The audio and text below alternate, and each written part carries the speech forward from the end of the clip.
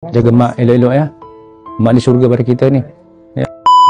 Dah dapat dah. Assalamualaikum. Datuk Asmuni datang. Ya. Ya, dah kenal lah ya. Saya ngabarkan berita pendirikan makcik saya ni daripada Azhar Pengguna Anak.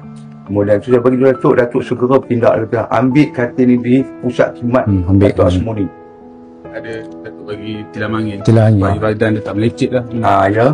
Ucapkan terima kasih Datuk untuk bagi ni bantuan pinjam apa ni katil dengan ni lah bagi ni kan Pelapik tu yang pelapik ni dengan susu, pampers. Ni tilam Din. Tilam depa. Tilam sekali datang. Tilam bagi. Sekali ya. Yang Datuk punya lah Datuk. Semualah. Sementara ni kita bagi dulu susu dengan apa ni lah. Dengan pampers tu. Susu dengan ni apa ni? Wheelchair.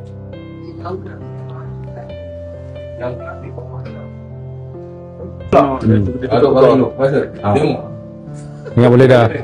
Ya, kira.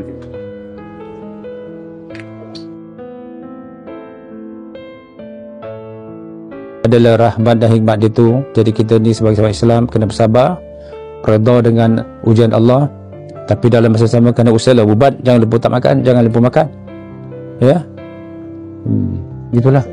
Jaga mak elok-elok ya. Mak ni syurga pada kita ni. Ya. Sama-sama. Ni ada sikit.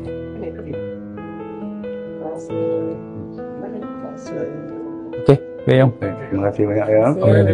Semua. Ya. Dah